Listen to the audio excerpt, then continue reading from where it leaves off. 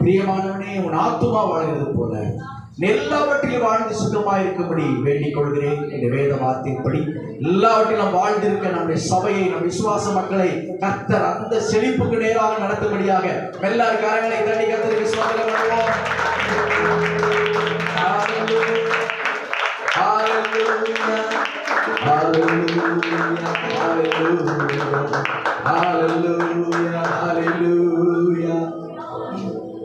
நீங்க இந்த ஆண்டு என்ன முயற்சி எடுக்கிறீங்க?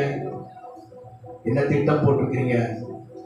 உங்களுடைய வியாபாரம், உங்களுடைய கைத்தொழில், நீங்கள் செய்து கொண்டிருக்கிற வேலை, எல்லாவற்றையும் பிளான் பண்ணுங்க.